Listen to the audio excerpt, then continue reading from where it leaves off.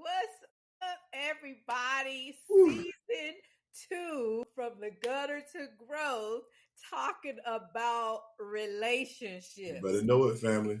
Yes. Listen here. Last week for episode 1, we stuck with YouTube.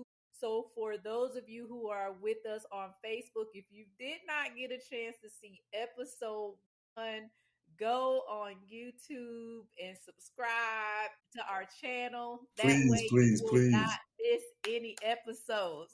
Look, tonight is just crazy. It's just going to be crazy. Like, I don't even have any other words for it. First of Crazy. all, Dr. King, how was your day today? It was a blessing. You know what? I want to put this disclaimer. If I'm out of control or I'm a little wild, it's because this week is for us what would be for Florida State, like Florida State, Florida, or Florida State, Miami. This is classic week. It is crunk up here at the campus. Wildcats. Sports first take. ESPN first take, Stephen A. Smith, Cam Newton, they're going to be here on Thursday. So we're getting ready for that to promote the Florida Classic. You know, we're excited this year. We've been down for a minute, but I believe we're back. So I'm excited about it. So Wildcats. I'm telling boy, hey, don't do that, sis. Don't do that. Don't do Wildcats. that. Let's go, Wildcats. Well, I'm telling you, sis. So I'm excited. I love it. I'm So, excited. look, tonight, first of all, everyone knows, if you don't know by now, we are godly people. We are believers. So everything we say, it is coming from the word of God. Like, And we're it's not nothing but love. trying to tell you our own thing. We're not trying to sugarcoat it. We're just in these streets trying to help people grow.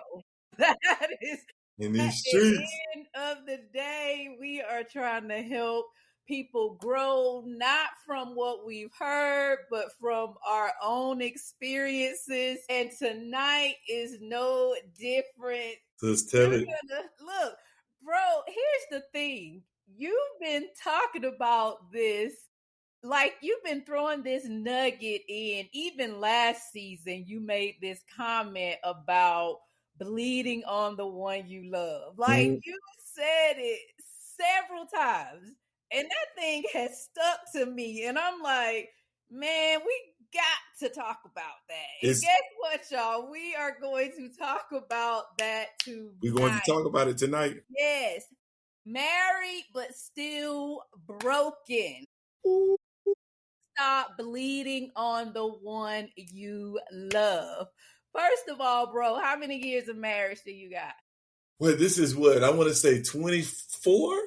Wow. Next year will be 25. Yes. Awesome. So it's been I love it. And I'm coming up on 21 years of marriage in a couple weeks. wow. So Time flies. Yes. Time flies. It does fly. It flies. And the reason why I think me and you are so hyped about this topic is because we know what we experience through our own marriage of trying to find ourselves and not even knowing, like, this is what we were really going through. Come on now. Brokenness. Come on now. You opening up something here now. So we're just gonna be as real and as authentic as we can. I really feel like this season is like we're toning it down and we're taking our time to really just talk this stuff out, because believe it or not, we're growing along with our viewers. So I don't think people understand like how much we've grown because of what we've been doing. And it's really been a blessing to us. I mean, I know I can speak for myself. It helps me on a day-to-day basis. I love it. Look, so first of all, bro, let's first talk about what it means when we say married but still broken. Ooh. Because really, people, they're standing at the altar on that day, whether you're at the altar, the courtroom, wherever your holy covenant has taken place. And you're thinking, man, I am over the top. I'm just in love, and this person is gonna just fix me. We're gonna be happily When, ever after. come on now. Hey, you hold on. You said this person is gonna what? Fix me. Okay, They're okay, gonna okay, fill these voids, and okay, okay, okay. Because I'm here to tell you, marriage doesn't fix you. Marriage doesn't heal you. Do you want to know what marriage does? It exposes the real you. Marriage exposes the real you. So if you're looking for someone to fix you, if you're looking for someone to heal you, you're going to be in trouble. They can comfort you, they can encourage you, but they can't fix you and they can't heal you. That's up to God to do. You go to God for that. But marriage doesn't heal you. It exposes you. It doesn't fix you. It Man, exposes you. you said just that little piece right there of just talking about it exposes you. And let's talk about the things that it may expose, because some people may be like, well, what y'all mean? What is there to expose? But there's several things that I want to hit on right in this moment. It will expose trauma. Come on now. It'll expose those past relationships that you have not gotten over. It'll expose even going through rejection. Sometimes you've been rejected and you don't even really know that your response is from just your experiences of being rejected. So that's just a few that I That's just just a few. And that's the thing, because marriage doesn't fix brokenness. You tell people it doesn't fix brokenness; it reveals it. It pulls. This is what I had to learn. Marriage pulls the unhealed child out of the grown person. wow. Because I'm telling you, there's going to be some who you get to a point in your relationship. We grew up together, sis, but Yeah. I'm pretty sure that my Wow. brother-in-law, I'm pretty sure Tony knows you better than I do. Yes. You know what I'm saying? So it pulls, that's what it does. It pulls that unhealed child out of the grown person. Because here it is, we could put on the facade, but marriage is going to expose who you pretend to be. So you could pretend to be healed, you could pretend to be whole, you know what I'm saying? You could pretend to be free, you could pretend all this stuff, but marriage is going to pull that out of you. That is something very interesting, because a lot of times people are just walking around pretending. Oh, okay now. Cause okay. Because here's what it look. So people pretend expect marriage is like expecting your spouse to fill a void that only God can. So what we do, you pretend that your spouse has filled that void, but I'm telling you they can't. There is some spaces, there are some places that only God can go. So it takes God to do that, So, we will pretend to be satisfied. We will pretend to be reassured, but then think about it. You need that constant reassurance. So you pretend to be fulfilled. No, you need that constant reassurance. Why? Because rejection speaks so loud. As a matter of fact, if you're not careful, your rejection will speak louder than your spouse's love. Wow. It'll speak louder than your spouse's love. Think about everything that we went through, even as children, when it comes to our makeup and our upbringing and everything. We're still fighting battles in our home that started in our childhood. Some people don't even understand that when it comes to their marriage. You're still defending yourself against who hurt you in your childhood, against the person who is there to love you in your adulthood. Make that make sense. Now I'm talking about authentic, true, authentic, and real marriage. So what happens is we start to confuse connection. I'm trying to establish this connection with my spouse, and we say, no, they just want control. Wow. They want control. They're just trying to tell me what to do. They're just trying to boss me around. And so what do? You start shutting down because you don't want to be vulnerable. Why? Because being vulnerable feels dangerous. Because that's all you know. From your childhood, that's your danger zone. When you're dealing with your brokenness, vulnerability is your danger zone. You are spitting out so much stuff. You've said so many things, because you talked about how we handle and how we respond to those things. Let's talk about what that looks like spiritually. Okay.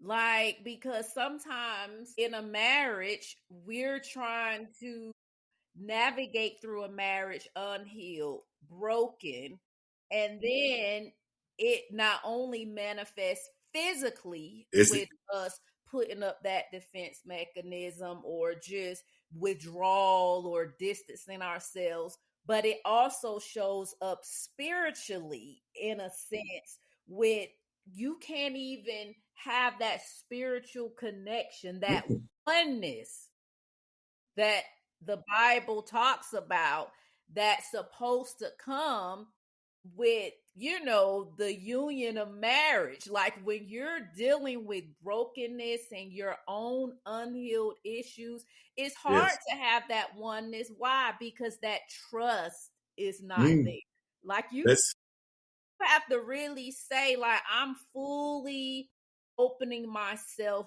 up to you keep see you talk person about me dropping nuggets, but you're dropping nuggets too, sis. that I'm with. But that is so hard when you're dealing with, those issues of brokenness and being unhealed. It's hard for you to even come together and reach God Yes. because you don't have that oneness. Man, And it's so big because, like you said, talked about the spirit, the physical, and we got the emotional. But when you're dealing with that spiritual, this is what we need to understand when it comes to our marriage. Spiritually, your wounds create distance from God and from each other. That's why it's important for us to deal with them. I'm constantly talking about dealing with the hurt, dealing with what hurt you and who hurt you. You have to confront it. And I say, I'm not talking about putting hands on them, putting hands on it. I'm not talking about I'm not, no. You got to confront it. You have to make peace with it. I know what you did was wrong. I know what you did hurt me, but you know what? I forgive you. You know what? I might not even be at the point to will I forgive you, but I'm trying to forgive you and I'm working on moving on because I can't let this keep me stuck, stagnant, and right. complacent. I can no longer let this have control over me because when it has control over you, it actually keeps you in bondage. So Wow. when you don't heal from your wounds, they distance you not just from God, but they also distance you from your spouse. Unhealed wounds don't just affect your heart; they affect your spirit. And a lot of times you don't understand what's going on. That flowing from my heart are the issues of you better talk to me now. That's what's flowing from my heart. You know what I'm saying? So we got to understand that. That's why he tells us to guard our heart because our heart Yeah. is attached to our spirit. So we have to be careful. You expect your spouse to be your healer. Hear me, Mm. family. We talk. You expect your spouse to be your healer. Your spouse is not your healer. Come on. Wow. You want them to be your healer so you can lean on them for what only God can provide. Yeah. So what happens? This is what happens. You will blame your spouse for your internal battles. Let's talk about this now. You'll blame your spouse because we're talking about spiritually. When you're not dealing with the wounds, you'll blame your spouse for your internal battles because you never surrendered them to God. Wow. So you're fighting with what you're fighting with internally, but it's your spouse's fault. Mm. And in actuality, all you have to do is surrender. You're arguing with your spouse when What the you're real saying conflict is in you. what you're saying is their the spouse is a trigger to unhealed Heal. issues or brokenness. You better talk to me. Because guess what? When that spouse does something or says something that reminds you of what was, you make it into what is to come. So that moment becomes a memory. Wow. And because that moment has now become a memory, you begin to operate in that defensive mechanism of that memory rather than operating in the love that you have for your spouse or that your spouse has for you in that moment. And let's talk about this piece. Sometimes it's like your spouse is a trigger, but they don't even know that They don't know because you're dealing they're with trying to emotion. figure it out. They're like, well, dang, what did I do this time? What did I do now? What? What? You ready for this? You ready for this? I'm ready. Because that's emotional. Sis, that's emotional. Yeah. Your heart speaks the language of your pain. Wow. It speaks the language because here's the thing. In the new, you know that your spouse loves you. Yes. But when you start to operate in your feelings, I always say, get out your feelings.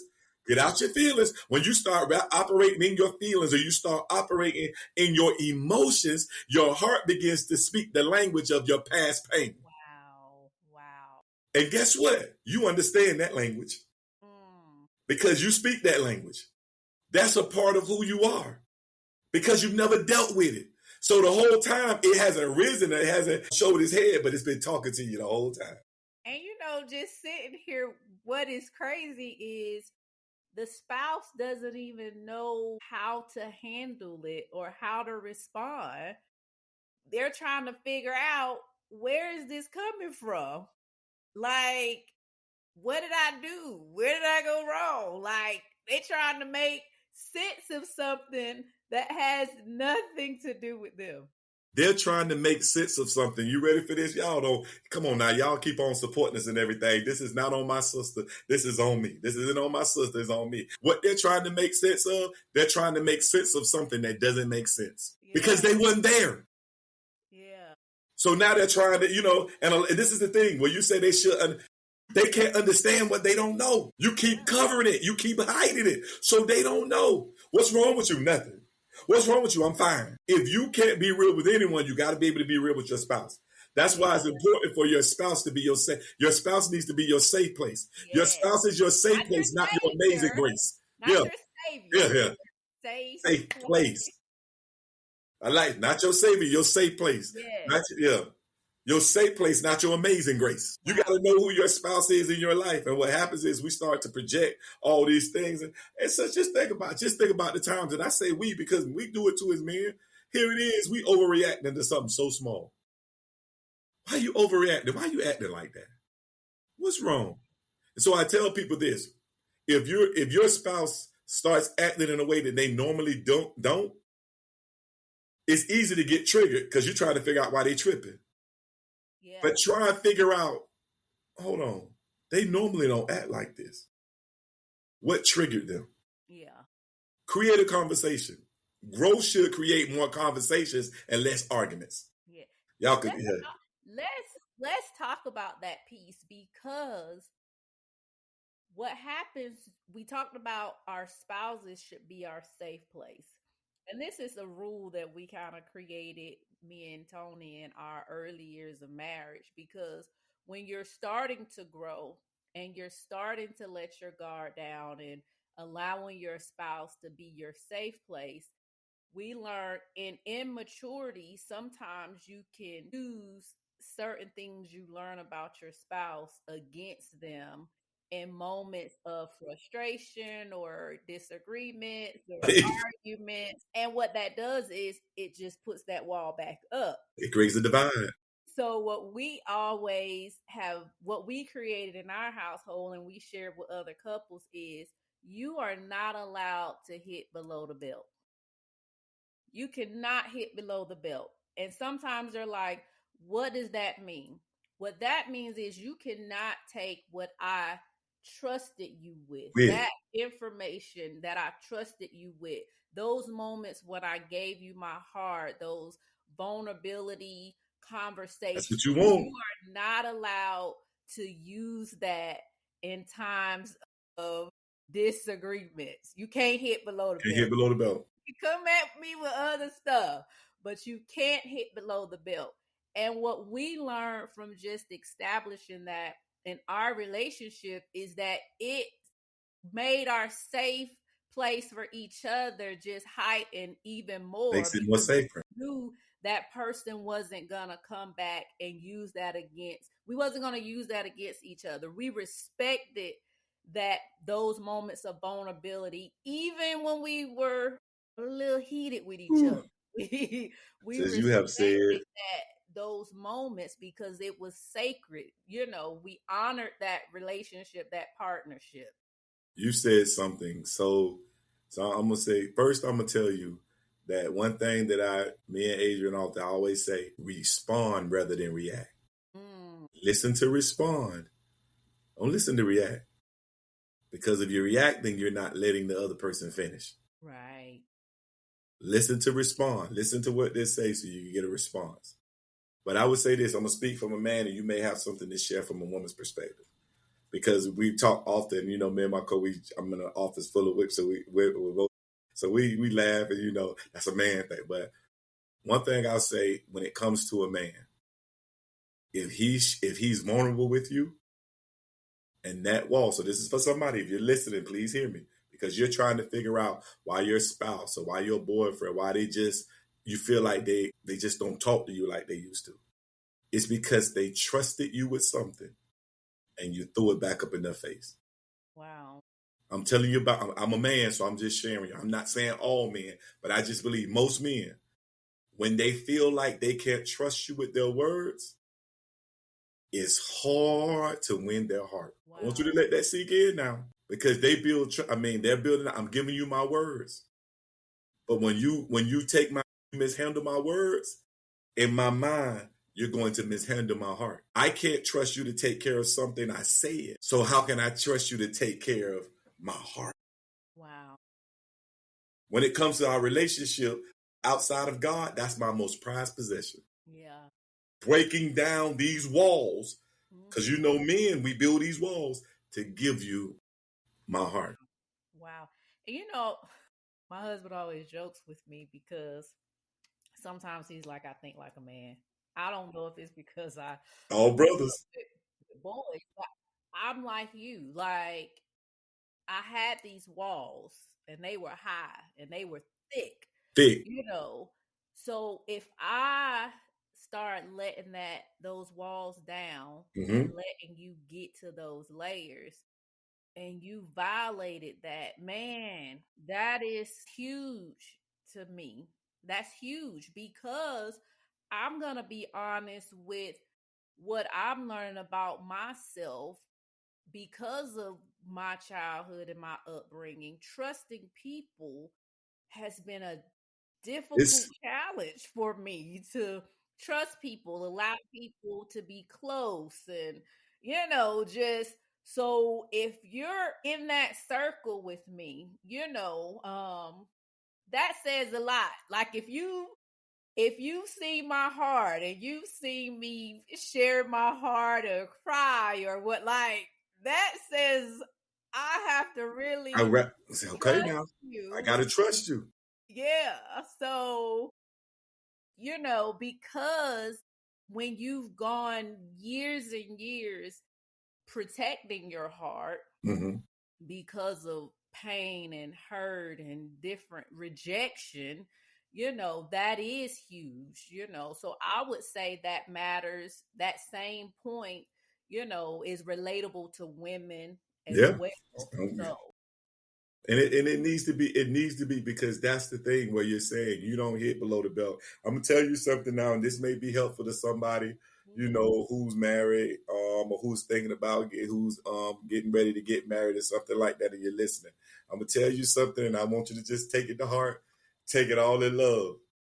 If you're gonna fight, you ready for this? If you're gonna fight, that's why you laugh. I'm about to say something crazy. If you're gonna fight naked. That conversation will change real quick. I'm just giving some advice. That's just me. That's free. Yeah. That's part of the marriage, but we talk about that. And that is good advice, bro.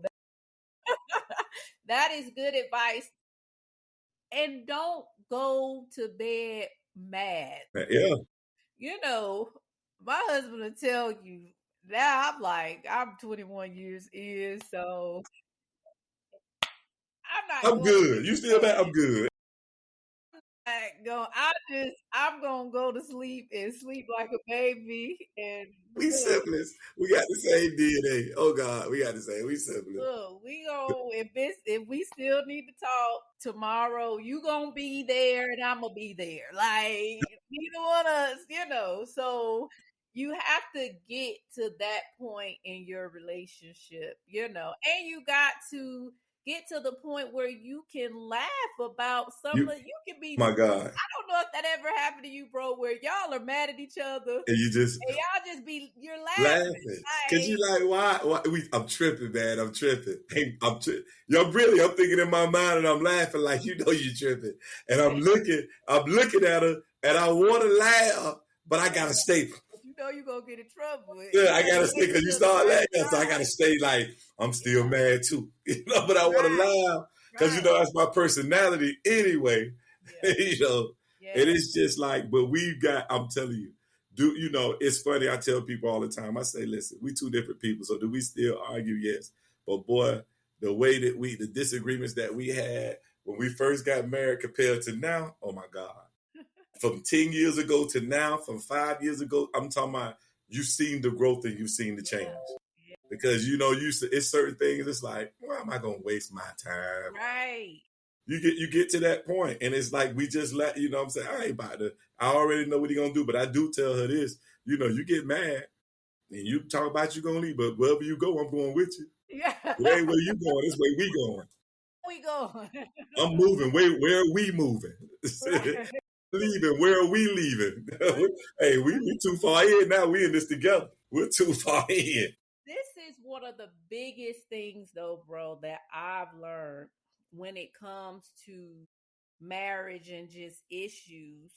One of the biggest things is accountability, you know, because it's just nature, It's nature. flesh, for us to want to blame others. Others.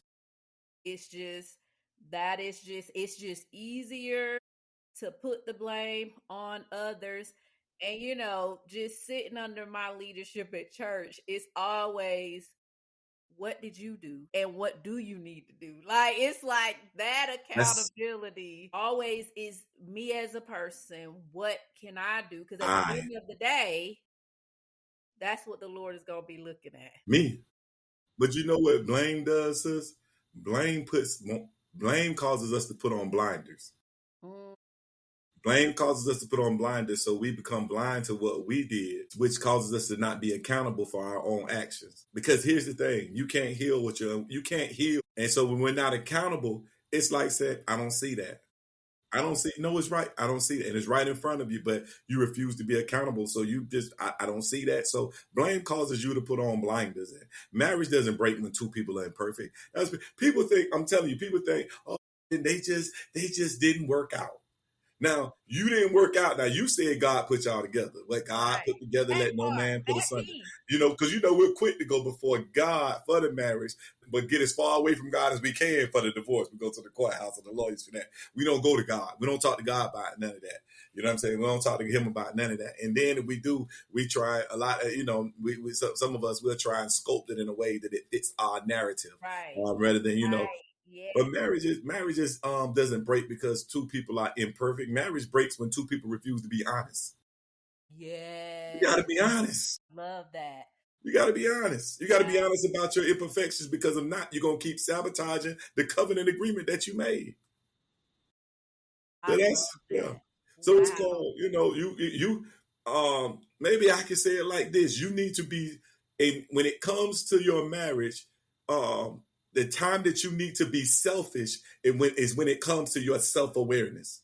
Wow. You need to be selfish enough to be self-aware. Mm. You got to be. You got to be selfish enough to be self-aware. You got to look in the Let's stay right there and talk about that okay. because you hear people make this comment all the time. Marriage is work. Marriage takes work. And people don't really understand what that means. So what I'm hearing you say, marriage takes working on You. self. Yeah, you got to work on you. I'm no good to you if I'm no good. Wow. I'm no good to you. That's just like even if you and I don't know if this may be somewhere down the line. That's like me expecting you to bring peace into my life, Mm. and my life is already chaotic. I'm gonna have you living in a storm. Right. Right. You got to get yourself together. I can't help you until I help me. And Mm. we get so focused on, sometimes we get so focused on the facade because Yeah. Instagram, Facebook is made everything look so I can put oh my boo, my baby. We got 30 years in and our love is getting stronger and stronger, but y'all don't even live together. Wow. Y'all don't sleep in the same rooms. But it's time to put on that front. It's time to put on that show. Y'all don't even talk to each other. Y'all don't even touch each other. Mm. Come on now. Wow. We got people who, no life in the marriage. None. So it's like, you okay, go ahead. I seen you. Go ahead, sis. That was no life in Yeah. the marriage. Life in the marriage. And what happens is because nobody's willing to take a look in the mirror. I mean, Mike said it. I'm talking to the man in the mirror. I'm asking him to change his ways. You got to change your ways. I want her to change her way, but I want to act the same way. Make it make sense. It don't. It don't. I'm So gonna talk. Yeah. Go ahead. let's throw that spiritual piece in there, because a lot of times it gets dangerous when people misuse the spiritual piece of it. Because you'll hear people say all the time, I'm praying about it. Praying about it. I'm giving it to God. I'm praying about it. But your prayers take action. Come on now. Like, you pray about it, and it should be some direction of taking some action, which requires response from the person. So it's kind of like you're praying in faith to God, but faith without works is dead. So you in a So dead if marriage. you're not doing what he's saying, which he's telling you what to do in his word, Because he said, I come that they might have life. yeah. Okay. So you can pray for many things, but if you're not putting in that action for those things to be fruitful, let me say it like this, if you're not planting that seed for it to manifest and be fruitful, then really your prayers are in vain, because you have to do something. And the sad reality is some people are sowing. It's just not falling on good ground. They're not willing to take the time to actually plant. They just scattering and cultivating it. So what happens? You ever went out in your yard and you seen all those birds and stuff out there? It's, something, it may be bugs or whatever, but just think about it. Same way with seed. If you don't take time to plant the seed, dig deep, get rooted and grounded in that, something's gonna come away. It talks about the fowls of the air coming away and getting that seed. So because they had never had a chance to take root. That's we don't this word, boy. This is covenant. When you were talking about the reason this is so dangerous when it comes to spiritualizing our marriages is because we hide behind faith. Mm-hmm. So we've said it before. People know how to shout, they know how to dance, they know how to come in on cue, they know when to lift their hands, they know when to fall out, they know they know when to come with that tongue, they know all of that. But what we do, we hide by faith instead of hiding through healing. Wow. You know what I'm saying? We hide, matter of fact, we hide behind faith instead of healing through faith. Yeah. Wow. How about we say it like that? We hide behind faith instead of healing through faith. Because we'll say, what faith is, the evidence. There's supposed to be evidence of our faith. So we have faith for our relationship to be a certain way. Where is the evidence? Well, the evidence starts with you. Yes. You can't hide. God gonna work it out. Just keep praying. God gonna fix it. Okay, you can pray all you want to, but we already know that faith without works is dead. So if you don't do anything about what you're praying about, you're praying in vain. It has to be some works behind your faith. Lord, work out this marriage. Help us to get through, this tough place that we're going. Well, the tough place happened because of what you said. So have enough faith to not only pray, but go and say, I apologize. Yeah. I'm sorry for what I said. I'm sorry for what I did. I shouldn't have, you know what? I was wrong. Because sometimes people don't even know. Just say you was wrong. You might not even know how to fully apologize. And here's the thing. What I'm learning is it don't even matter if I was right or wrong in the situation. Because peace to me is way more better. Like, it is like, I'm quick to apologize, quick to forgive, because that is creating what we talked about, that trust, that safe place. Don't get it twisted. We ain't talking about when people doing things that they don't supposed to do. Yeah. So have that godliness of knowing the word. But we're talking about those things of people just wanting to be wrapped up in their feelings and just like quick to forgive, Quick to quick to forgive. apologize. That is peacefulness. Quick to talk about it. Like, come on, But you like, speak in tongues. right, You will speak in tongues, but won't talk about it. God speaking, but you won't take time to talk about it. right.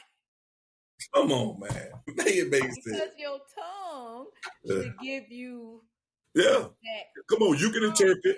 that You, some of that the fruits of the yeah, spirit should come about come about. in your Because tongue. that's supposed to be you and God, right? And you mean to tell me he ain't telling you you should say something? Cause honey, he be talking and in my I be like, what? Do be? Yeah, Man, cause he will talk to you. yeah.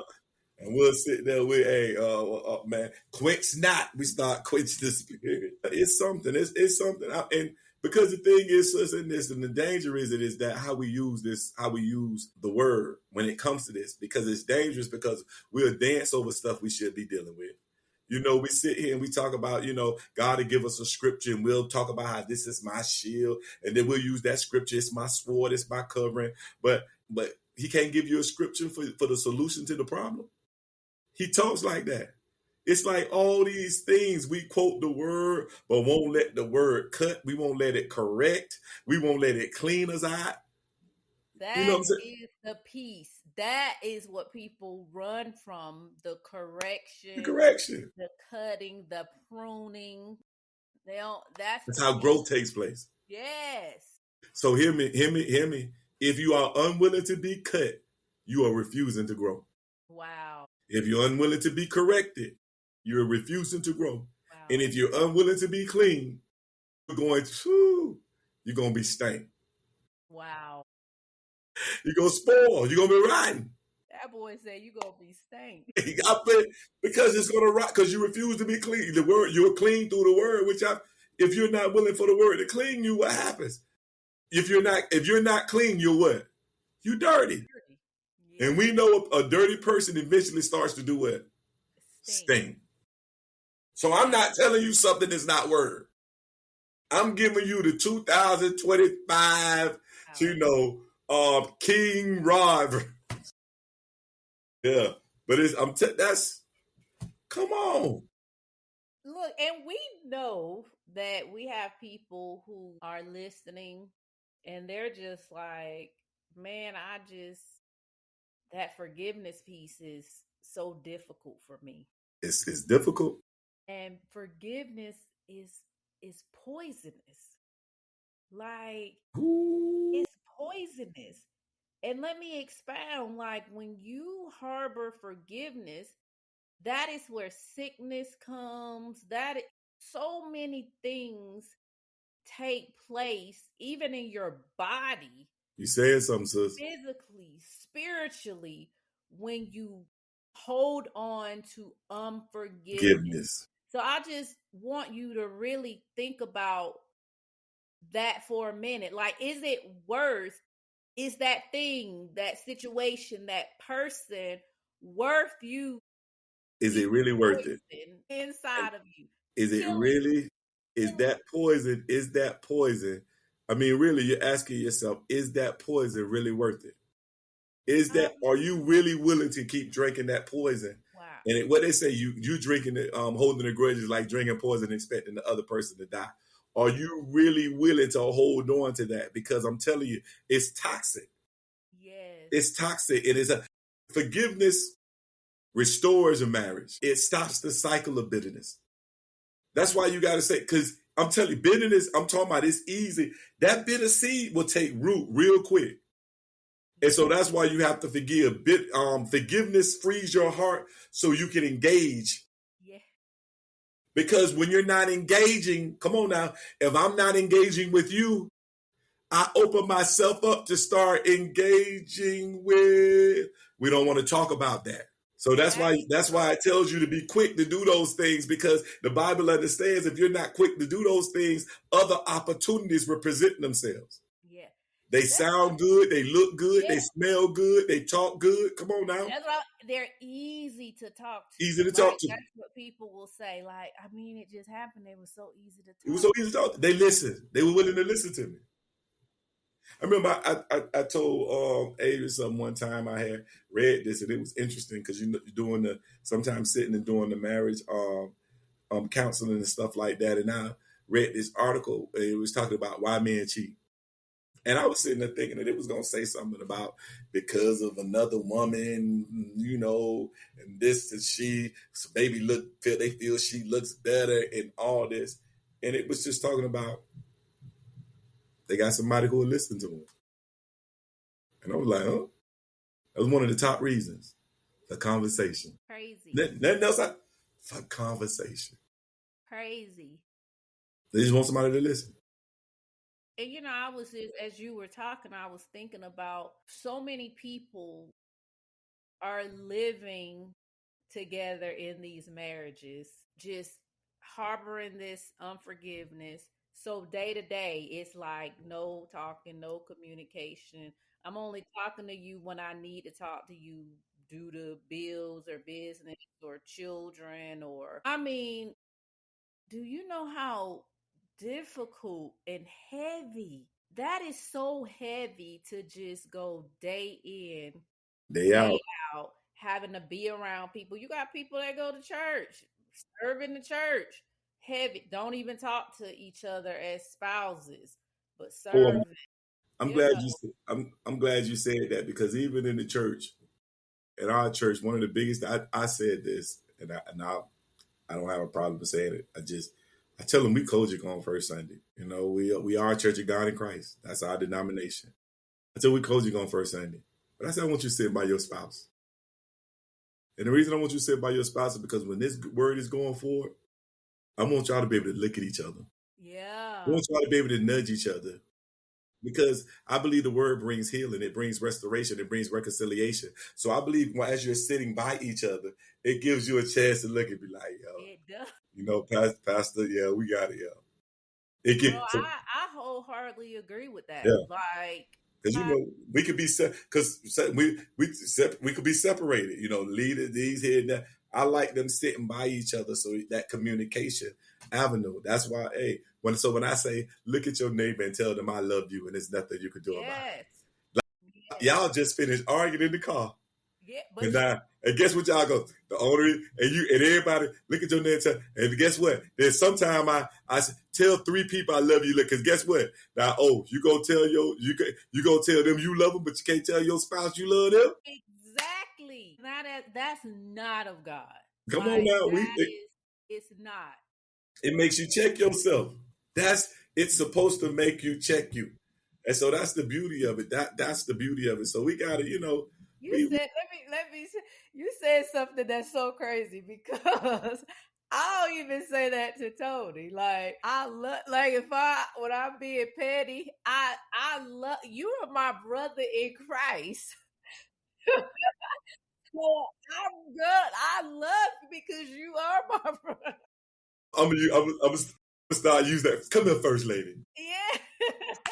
Like there should not be a Yeah, moment where you feel like you could just be so mad at your spouse and not have that love for and them that love. because at the end of the day, they are your brother and This sister is their in Christ. Christ. I'm not so mad. I'm taking my butt home. I'm going to, you know what I'm saying? Hey, I said, Dave, that's a love should have brought you home, lad. I'm going home. I'm doing. Look, y'all, let's talk about some healthy ways Okay. to help support couples because we get it. Sometimes, if you've gone through years without talking and having like a good communication foundation, it is hard for you to walk in a room and just talk. Man. You know, like if you ain't touched each other in years, it's gonna be a little uncomfortable for you to spoon and cuddle Yep. at night. But I'm gonna just say this. When you're learning something, what do? We practice, right? Huh? Come on now. Sometimes you have to go back to the drawing board Back to the drawing and board. you just have to start over and start from baby steps. It's amazing you said that, because this week I had been going to the gym after work, but this week started going to the gym in the morning. And so working when my guy Tyrone, and he said, "What you want?" He said, they want to go back to the beginning. Yeah, let's go back to the beginning. Let's go back to square one and start, because we got to get ourselves right for this morning workout. So let's go back to the beginning so we can work ourselves, into it. And it's big when you said that, because we got to go back to the basics. And I always tell people the basic is listen. And I know, because sometimes, and two, I say the big sometimes listen and don't lecture.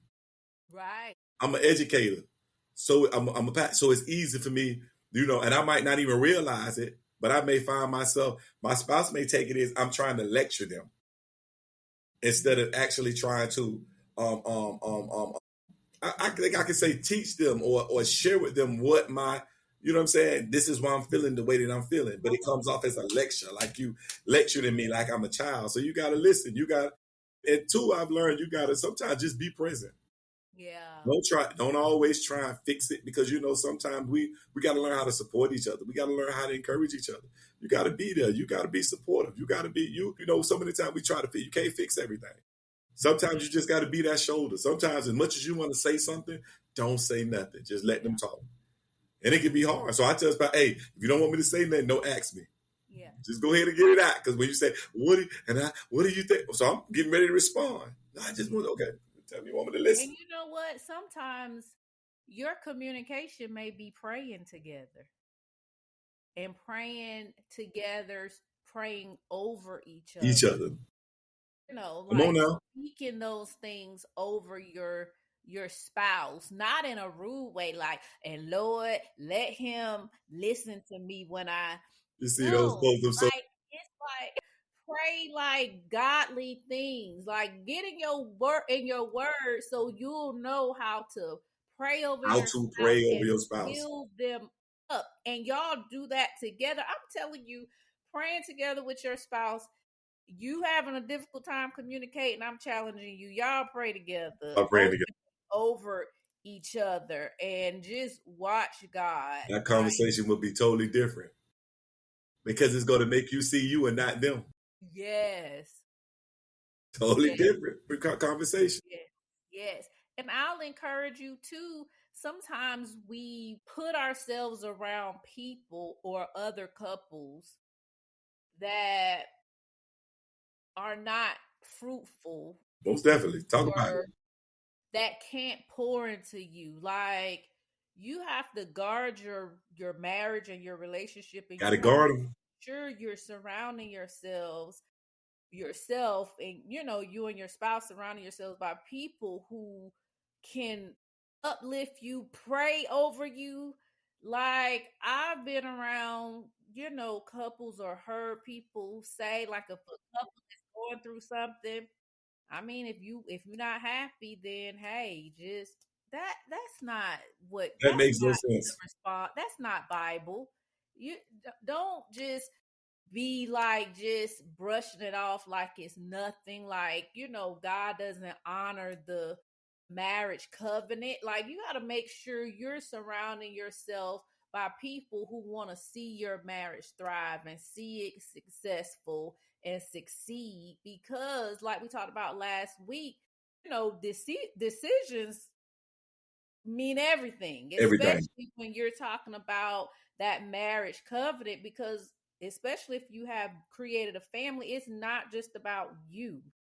So I'm telling you, and that's the thing. You said something. You gotta set boundaries that protect both of your hearts. Mm-hmm. So as a spouse, you can't bring just anybody around your spouse. You can't just introduce your spouse to any and everything. You got to be willing to set boundaries. You can love fully while keeping yourself safe. Wow. Your responsibility is to protect each other. And so many times it's like so when you start putting yourself and your spouse in situations, you get those types of results. Like, we're going to go to this couples thing. It is okay. What couples are going to be there? Then you go there and you go and you introduce yourself to certain types of behaviors and stuff. And then you understand, you're trying to figure out, why is this chaos taking place in my home? Yeah. It's because you didn't set healthy boundaries for Yeah. you and your spouse. You have a responsibility to do that. You are each other covering. You got to cover each other. And bro, that's huge. That's something that, we've always been mindful of. Like we don't connect and hook up with everybody. You know Everybody. how couples are like, well, let's all just we're very particular, very strategic, and it's not weird. It's protection. Text. It's making sure that nothing can, come in and try to penetrate, or we're not providing an open door for the enemy. Like we're just very careful about that because we hold our marriage covenant at such a high standard. And We just don't want to be around any and everything. yeah. Like Oh, it that's just because can't. some people don't understand. You open yourself up to any and everything, and it's just like, before you know it, you succumb to certain things, and it's like, nah. So what you do? Oh, but I go to church, I go to work, I go to the gym, I go home, and man, I spend time with my family. And to some people that may seem like the boringest life, but to But me it's it's so just so fun. rewarding and Yeah, amazing. because then all I got to do is look on Facebook or look on it, and I'm seeing all this drunk. Oh, see, you should have took Yeah. your butt home. Yeah. And and I'm not against girl trips and all of No, that. yeah, yeah, I That's understand. you Yeah, do it. But I just enjoy yeah, experiencing trips with my husband or my with my yeah, family. Like I just, that's me. I say all the time, my husband is like my best friend. friend. My brother is my second best friend, but my husband is my best friend. So I enjoy doing things with him. If I'm shopping for clothes, guess what? He probably gonna be there because I don't even care about that. If I want to try something new, I want to try that with, Yeah, yeah, yeah. spouse. So some people think that's weird, and that's And okay. listen, that's you get to a point where you've experienced life, and you see circles where people constantly have a revolving door. Mm, It's usually some chaos in there. All and it's because I'm one. I love to be around people. I love that. People say I love being around people, but I love being with my family. I love yeah. hanging out with my. I love now. Listen, you take it to a football game, but listen, we go. She go. I oftentimes tell I created a monster. She going, she going off, and they don't know. Hey, you want to see a super fan for BCU? Boy, you want a super fan? Oh my God, boy. I have to try give a pep talk to the team or something. Yeah. Boy, That yeah. but at the same time, sometimes I'm like, oh, look what I create. But then I'm sitting here thinking, this is what you wanted. Yeah. You wanted someone who you can enjoy. You don't have to go outside and find someone to do these things with you, Right. because you got someone right there with you who enjoys doing these things. Yes. I I mean, like, we gotta go to the game. I yeah. mean, she is like ready, set, go. And it's a beautiful thing, because the truth is, she's the one who got me to going back. I Wow. be home chilling. We're going to the game. You Yeah. got our tickets yet? It is. Yeah. You know what I'm saying? But it gets me out. You know what I love though, bro? Because I want to talk, just listening to you, because I know that your children are grown. Mm-hmm. And what I hear you say is you and your spouse have a life still. Like y'all are I've still made that known. enjoying each other They now grown. that the kids, because so many times people build this life surrounding their kids until when they're empty nesters, what's there? There's nothing within my power, my ability, as long. I always use this disclaimer. Some people may say, nah, I ain't like, but this is me. As long as they're doing what they're supposed to do, I'm gonna do everything in my power to help them get to where they're trying to go. That's just me. Some may ask, some may not. But if they do, I'm doing everything I can to help them accomplish what they need. But at this stage of my life, I want to spend this time and enjoy this time with my wife because my wife has made some sacrifices. Yes. Yeah. Well, you know, Yeah. she's made some sacrifices. So I And want to, and if she that's wants what to go, if she wants yeah. to do, if she wants, sometimes she might say something and I'd be like, I won't say this stuff. I ain't doing that. Mess with it. But if I'm going to do what I can to make it happen because she deserves that and more. Yeah. She might not look at it from a standpoint might look at it as I love you. I didn't see I love you, so I was willing to accept everything that came with you. But Mm-hmm. in my mind, I'm looking at it like you sacrificed so much to be with me. You know what I'm saying? You sacrificed. So my objective is to make sure that you're able to do a lot, if not everything, a lot of the things that you want to do, experience what you want to experience. I don't want it to be a burden on you. If we got it, you could do, you know what I'm saying? Just, and we work, hey, she about like me now when it comes to that money and saving that money, putting that money up, knowing that we got, because, we've been learning, we've grown so much through the Yeah. struggle Yeah. till it's like, not that I'm rewarding her because I can't, you know what I'm saying? That's not for me, that's Well, God. you're But I just do want to making it shower her beautiful and to let her know know. that I appreciate, yeah. Yeah, yeah. And I appreciate that because of course I'm not an empty nester yet. And Yeah. I'm not trying to speed my youngest out. I'm actually like, Lord, I'm just going to enjoy this time. Yeah.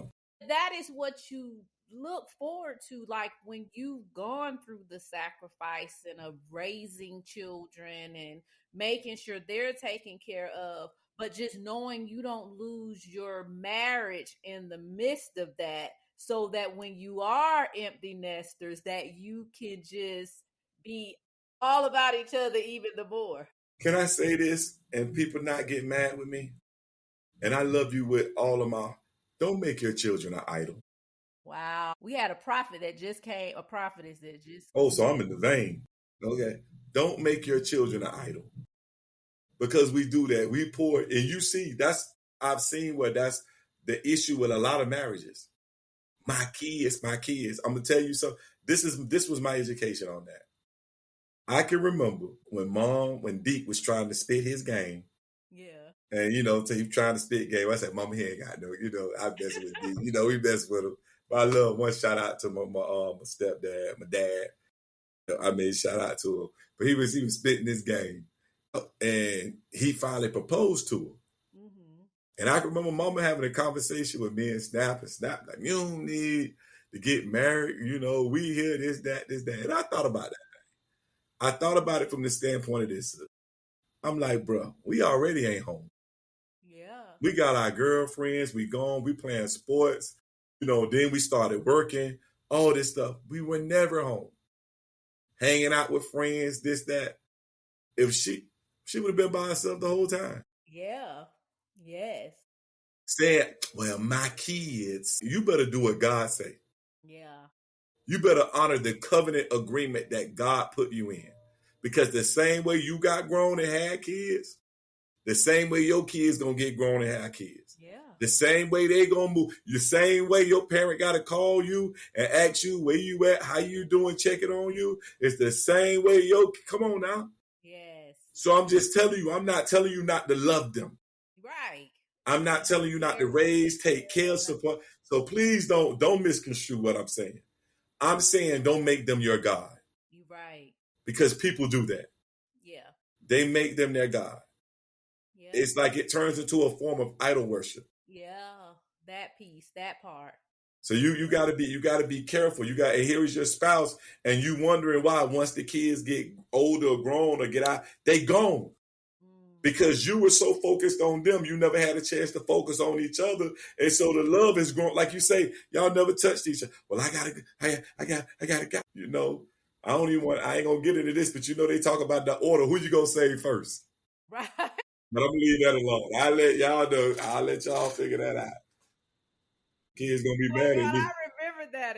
Kids That gonna is be mad at me. very controversy with very So controversial. you should be able to swim by now. Yeah. Look, we're gonna end with this piece. What does it look like for two broken people to build something beautiful through Christ? Like, because What we want you to realize at the end of the day, just because you're broken doesn't mean you can't be mended and build a beautiful marriage I like like that. I your like that. testimonies. I like that. I like that. But the key was in Christ. In Christ. So That is, yeah. So when two wounded, because I've been on this wound, I've been dealing with in my morning things. If you want to, I encourage anyone who listens, you may be on Facebook to go and look at my empowering your. I'm talking about reconciliation and different things, and yeah, so it's been powerful. But when two wounded heart meets, it doesn't it doesn't always look pretty. It doesn't. There's going to be arguments. Just because you argue does not mean God's not in it. Yeah. You're two different people. Yeah. And you're dealing with your wounds. You're dealing with your own past. You're dealing with your own history. And now you're coming together trying to learn how to love and grow with one another. So there's going to be arguments. There's going to be moments when your pain constantly whispers louder than the promise of God saying, what I put together, let no man put asunder. There's going to be whispers of pain from your past when it comes to you being the head and not the tail, the lender and not the borrower, it being his righteousness, being his masterpiece. How can I be your masterpiece when this pain of my past keeps whispering in my ear and trying to become destructive in my marriage? But what keeps these two wounded hearts together is the fact that they made Christ their foundation. Yes. Yes. You got to have a solid foundation. So you got to make Christ that you're not leaning on each other to survive. You're leaning on Christ to sustain you. That's how you survive. And when you lean on Christ, when you stand on that foundation, you not only survive, but you thrive together. Yes. So without Christ, it's just two broken hearts cutting. That's all it is. Without a matter of fact, I can say it like this: without Christ, there's two broken hearts colliding. Wow. But with Christ, it's two broken hearts creating a masterpiece. Wow. They often talk about, think about it. One of the most beloved towers is the Leaning Tower of Pisa. It's leaning. It's not even straight up. But people call it a wonder of the world. The Mona Lisa. She's missing her eyebrow. They call it an unfinished painting. But it's a wonder of the world. You know what I'm saying? It's so people can see sometimes it's all right to put your brokenness, when the foundation of your brokenness is Christ, it becomes a beautiful canvas. So others who are broken can see this is what we can be.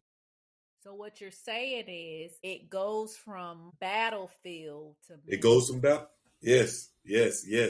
So forgiveness becomes frequent. When two broken hearts make their foundation Christ, forgiveness becomes frequent and not optional. Because what happens too many times, we made forgiveness an option when our forgiveness should be frequent. It shouldn't be an option. Saying it should just be habit. It should be a habit. This should be what you do. This is who you are. You learn to forgive quickly, not because the other person always deserves it, but because Christ's love compels you to release that. You got to release that pain. I love you so much. I know what you said hurt me. I know what you did disappointed me. But guess what? I'm releasing that. I'm letting that go. I ain't trying to be on a battlefield. I'm not trying. And that's the thing. You're fighting against someone who's supposed to be fighting with you. Yeah. That makes sense. I think in military terms, they call that friendly fire. You know what I'm saying? They're getting hit by ammunition from the same, you know what I'm saying? From within. Not from within and not from the enemy. That's friendly. No. I shouldn't have, I'm already being attacked out here. I shouldn't have to worry about being attacked by you. That is saying a lot. It happens. We don't understand, so we have to understand when we're talking about this foundation, growth has to be mutual. It can't be one-sided. It has to be mutual. Both of us have to want to grow. We got to learn. We got to both push each other to be better. You know, it's not about being perfect. It's about being better. Push each other to be better. That's why you can get mad at me, but I see greater in you. I see greater in you. You're mad because I see greater in you and I want the best for you. And it may seem, so I'm going to push you. I'm going to push you. I'm going to pull you. I'm going to call you. I'm going to pray for you. I'm going to encourage you. I'm going to do all those things because I believe there's better in you. I'm going to speak truth to you in love. I'm not going to speak. Yeah. I'm speaking it to you in love. And I need you to receive that same truth that I speak to you in love. I need you to receive that with humility. Yeah. I'm not trying to hurt you. I'm not your enemy. I'm not your enemy. But I refuse. See, you have to understand when you're looking at a foundation is what keeps you stable. It's what keeps you from falling. It's what keeps you from stumbling. So we got this. We built this solid foundation. So what are we going to do? What do you do on a foundation? You build upon it. And I refuse to allow you to stay stuck. I refuse to allow you to stay stagnant. Stop getting mad at your spouse for pushing you. Right. Stop getting mad at them for pushing you. See, this is the thing. We in a relationship to add value to each other. And I need you to know value matters. It matters. We're in a relationship to add value to each other, but you don't want to grow. But you get mad because but hey, I can see you doing this. I can see you got the gift to do this. You're talented enough to do this. And what you mad about? Look, let's talk about this piece, because this is the side of it that people don't want to talk about, that marriage is a partnership. When you think of partnership, you're talking about business. You don't want to be in business with somebody that can't grow the business. Who wants to be in a business? See, you about to make me say something now. That isn't profiting. You about to make me be a part of a profitable business. You about to make me say something. I'm going to say this first before I say my smart remark, because I'm going to say something. Your marriage is not just the companionship, it's partnership. Yeah. But I'm going to tell you this. The reason so many of us get in trouble with our marriage is because we treat our spouse like our secretary. Wow. We can't effectively run the business because we're too busy having extramarital affairs. Now listen to me. Some people gonna look at that and think, oh, he talking about with another person. No, it's not just with another. It's because you don't have time. You don't understand the commitment it takes to make the companionship and the partnership work. Yes. It takes commitment. Partnership, you have to have meetings. You have to come together. Yeah. Look, you got to have board meetings. Board meetings. Executive.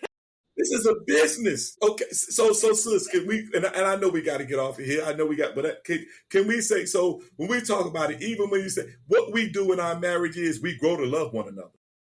I encourage anybody, you make sure when you see they got to be pleasing to you. As my mother-in-law say, you know what I'm saying? They got to be good. Let them be good on the eyes. They good on the eyes. They got to be good on the eyes. Let them be pleasing to you. But guess what? The marriage is not just about love. It's about building. Yeah. When God created Eve, he said, I'm giving you a helper.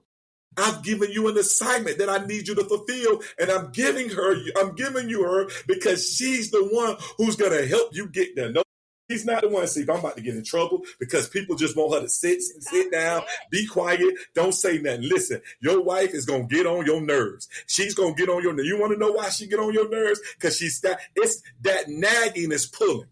That nagging is her pulling. I'm trying to pull out of you what's in you because I come from you, so I know what's in you. And you mad at me because I tell people, quit. My wife get on my nerves. But it's because she see, and it's because you can do this, and you should, and it's not. And people are like, no, but she see. People will look at that like it's a bad thing. It's not. But isn't it a beautiful thing to have somebody who sees so much in you, and some of that they see you can't even see in yourself, but they're willing to take the time to love, cultivate, nurture, invest in you to make sure that you turn out to be the best person that God created you to be? Yes. Come on, sis. Look. Come on, sis. We can stay here all night. Boy, look, what a conversation. Sis, we have some good conversations. We have some good conversations. Need to drop some nuggets. Facebook wouldn't lie like it's private, but we'll work on that. We're going to work on it, yeah. But y'all drop some nuggets. Those of you who are listening to this later, drop some nuggets. Share some advice. If you got some advice, some marriage advice, share some godly marriage advice. Girl, if I was you. Yeah. Man, hey, bro, get her. They're more fishing. Nah, don't listen to them. You're going to be by yourself. Yes. Get some wisdom. Get some godly advice. Get some good wisdom. Yes. Share that. Drop it in the comments. If you haven't subscribed, please subscribe. Please share this. Go to the growth. All people to grow. It's all about growth. All about our growth. all about growing. Well, y'all, until next week at 7 p.m., we are peacing out from the gutter to growth. We love y'all. Y'all enjoy the rest of your Hey, let's go Wildcats. Let's go Wildcats. Hopefully when I come on Tuesday, I have some real good news. Peace, family.